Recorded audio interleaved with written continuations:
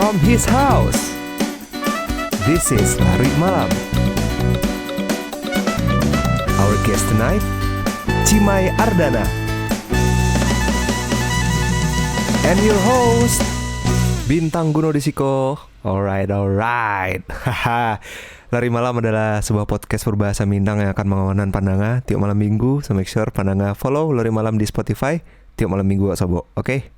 Harus lo akui kok emang TikTok adalah salah satu sosial media terbaik saat itu nak. No debat. No debat. Terhitung hingga saat pandemi saat itu TikTok lah di-download sebanyak 2 miliar kali. Gilo. Iko mungkin karena TikTok menghadirkan cara baru dan unik gitu dalam berinteraksi. Meskipun pas pertama download tuh agak susah tuh mempelajari itu awal itu. Jadi awalnya mungkin sana ingat ada namanya aplikasi lip sync namanya Musical.ly. Nah terus di China muncul kok pesaingnya namanya Douyin. Dan akhirnya perusahaan gadangnya Douyin mengakuisisi si Musical.ly dan akhirnya jadi TikTok kayak gini. Nah membaca perkembangan TikTok kok lucu. Nah kayaknya ada fenomena tabalik yang terjadi sama TikTok dibanding semua media-media lain kok. Biasanya sosmed tuh kan diisi sama konten-konten spesifik dan berkualitas dulu kan. Nah tuh mulai banyak yang makai, baru alay mulai masuk gue banyak. Kayak Instagram gue. Terus kalau TikTok malah sebaliknya gak sih? Kalau awak baca gitu, alay-alay dulu main, buat konten yang asal-asalan, dengan konten khasnya dan dengan backsoundnya yang atau drama-drama pendek TikTok. Tahu gak sih drama-drama pendek TikTok yang struktur dramatis 3 babak yang rata-rata sama? Genre biasanya revenge drama tuh. Revenge drama. Pengemis yang balas dendam, korban selingkuh yang balas dendam, dan pasti selalu ada adegan dorong-dorongan, ditutup dengan adegan slow motion. Dan kemudian konten-konten kayak tadi tergeser kan kok sama konten-konten yang lebih menarik dan lebih berkualitas gitu. Tentu sesuai dengan algoritma pemakainya. Bahkan media company sekelas Washington Post dan NBC saya lah pakai TikTok ini untuk platformnya kan. Dan emang lah sagadang itu gitu. Nah dalam musik kok unik juga kok. TikTok ada fenomena tabalik loh. Yang tadinya TikTok menjadi platform sampai orang untuk menggunakan lagu-lagu top chart untuk konten TikToknya, kini malah sabaliknya justru TikTok yang mempengaruhi chart song worldwide saat itu kan. Bisa dibayangkan top 5 Spotify sadonya itu lagu yang dipakai sama pengguna TikTok. TikTok sangat merubah industri musik saat kini. TikTok tuh menyadarkan musisi untuk tukar pangana gitu tentang cara mendistribusikan musik dengan cara yang baru gitu kan, dengan cara yang fresh. Caranya musik bukan hanya dinikmati dengan didanga, tapi juga dengan cara mengekspresikannya melalui tarian gitu. Dan Niko tentu bisa jadi insight baru juga ya untuk sanak-sanak pandanga yang ingin serius berkarir melalui musik. Ngobrol-ngobrol soal Iko membuat jadi penasaran sih tentang perkembangan industri musik di Sumatera Barat saat Iko. Tamu kali Iko adalah seorang owner dari recording studio yang juga membantu musisi-musisi Sumatera Barat dalam mendistribusikan musiknya, 3AM Studio. Please welcome Cimai Ardana.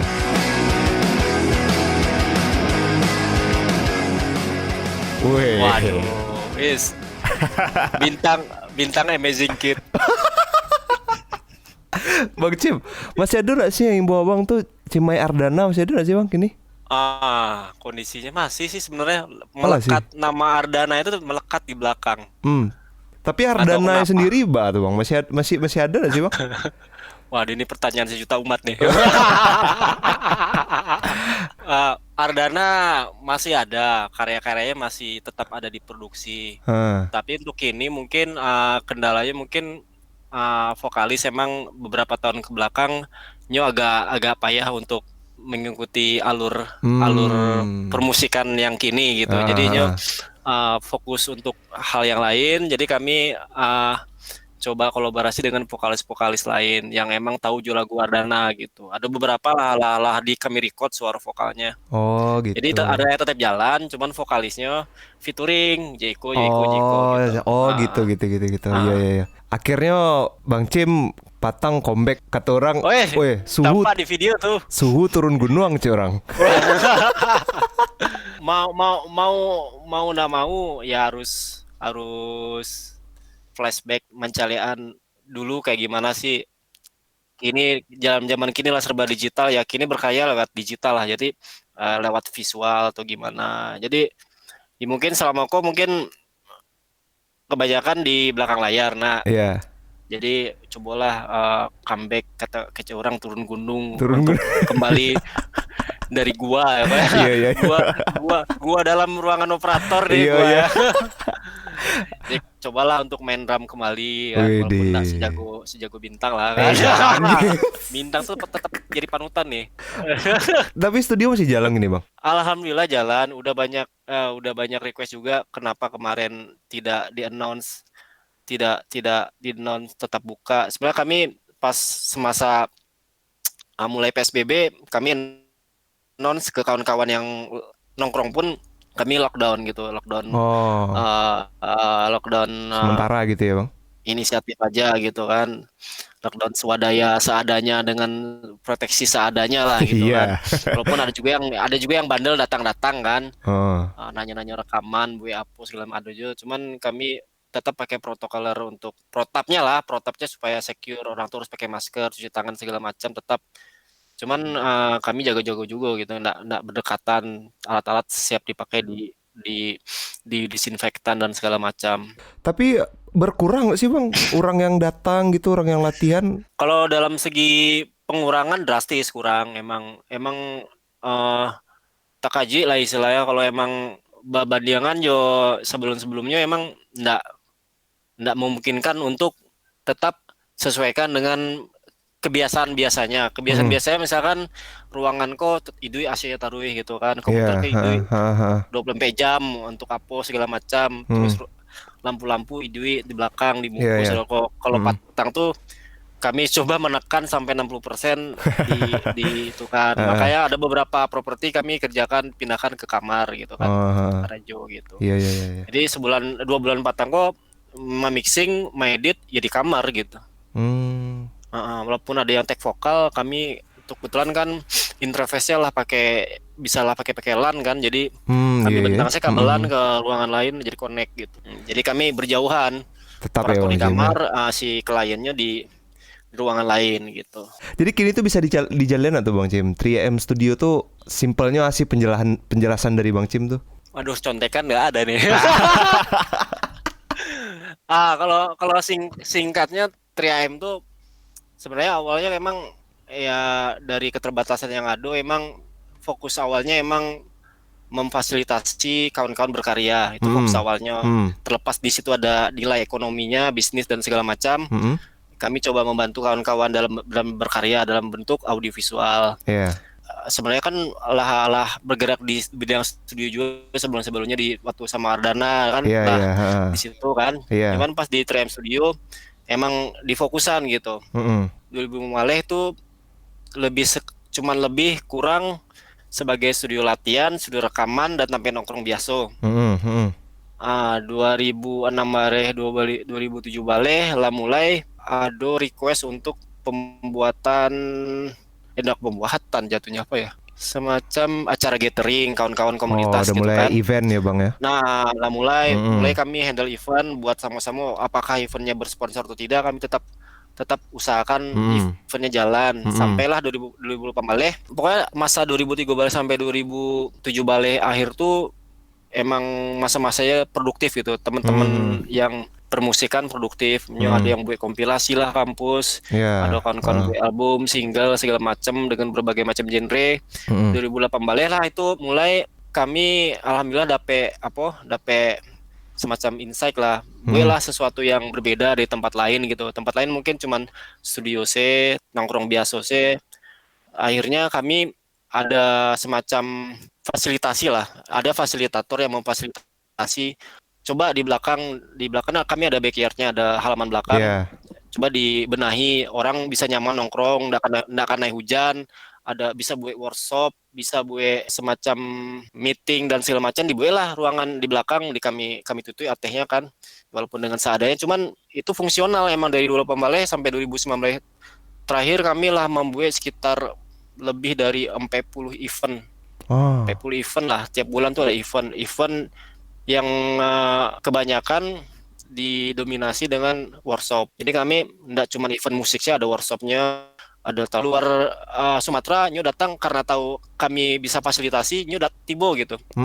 Untuk showcase, untuk workshop. Kayak terakhir tuh ada band Bali tuh Navikula kebetulan lagi tour. tur Sumatera dan mereka tidak ada titik-titik turnya di Padang di Sumatera Barat, tapi karena kenal dan sebelumnya kenal gitu kan. Daripada orang kok cuman istirahat sih di Padang lanca gue secret show atau secret gigs gitu kan.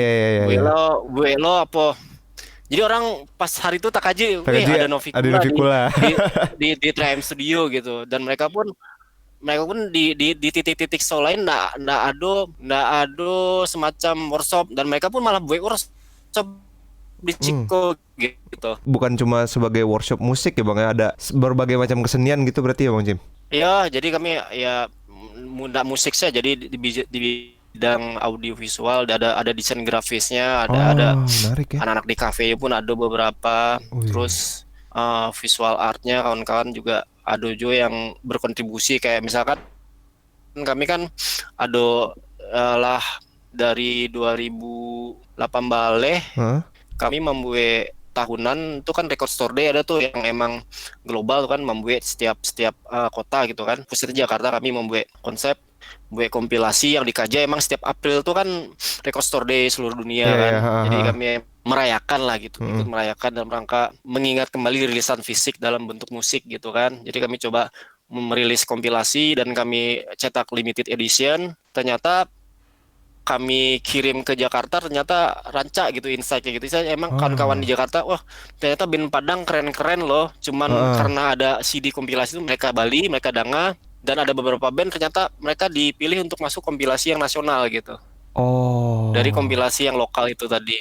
Jadi ada yang mengecek, wah kalau CD rilisan fisik tuh lah ketinggalan zaman. Enggak, kalau kini masih tetap dibutuhkan karena di situ ada bentuk kerjasama antara kolaboratornya, ada si studio rekamannya, ada si artisnya ada yang musiknya, ada yang visual art untuk desainnya, ada orang percetakannya. Jadi banyak dilibatkan dari satu CD gitu kan. Yang digital kan tinggal kirim artwork, kirim data saya gitu kan. Jadi emang ada beberapa pihak yang emang ya masih bertahan di rilisan fisik. Cuman itu emang itulah yang jadi momentum setahunan gitu di Padang gitu kan.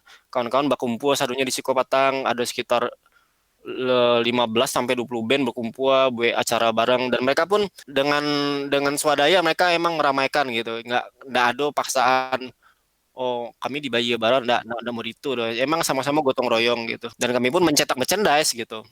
Wow. Yang macam kecian tadi soal rilisan fisik ya, emang beda banget sih kalau orang yang menikmati rilisan fisik sama yang kayak gini gitu, kayak streaming service gitu. Karena ya itu tadi ada artwork di situ, bisa itu bagian dari kolaborasi juga kan Bang Cim?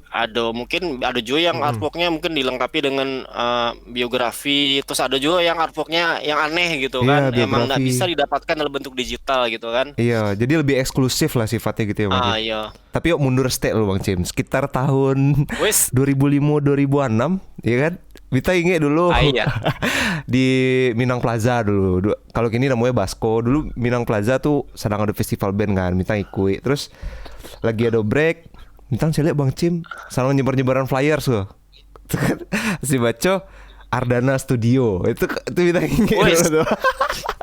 Ya, zaman itu kan sosial media alun-alun itu mana, masih zamannya masih Friendster, MySpace yang seperti itu. Iya, itu pun alun Sarami itu loh Bang, harus ke warnet gitu kan dulu. Iya, orang akses internet harus ke warnet.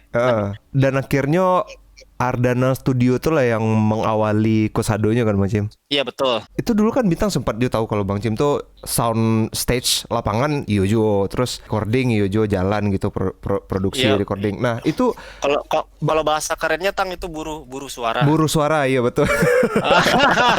Ya berhubungan dua suara dengan suara kita jadi buru suara. Nah itu Bang Cim mengawali dari lapangan dulu apa dari studio dulu sih Bang Cim? Mengawali sebenarnya dari nongkrongnya dulu di studio kan, dari zaman sekolah nongkrong di studio, dan kerjaan awal pun berhubungan dengan studio, jadi mau nggak mau harus dipelajari semuanya. Tapi ya emang awalnya dari studio latihan, habis itu mulai ke sound system ya, jadi operator, kalau bahasa awamnya operator sound system ya gitu kan, jadi teknisi dan segala macamnya. Jadi merangkap karena ada beberapa kesempatan, akhirnya ada beberapa kesempatan mau jadi apa sih nanti gitu kan. Akhirnya emang ya udah pengen karena kerjaan seperti ini jarang-jarang ada di Padang, ya udah kita fokusin gitu kan. Dulu tuh studio recording setahu Bintang cuma Adu Cie ya. Kalau nggak salah namanya 6-bit dulu. Ya. Ya di situ Bintang Sama Bang Widi ya, dulu kan. Di situ Bintang pertama kali dengar recordnya Ardana, Bintang nggak, kok band Padang gue serius kan. Ardana tuh album pertama full bahasa Inggris tuh, Ardana 145 ya kan. Iya itu nomor angkot itu. Nomor angkot tuh Bang Jim. Nomor angkot Cendana. Oh,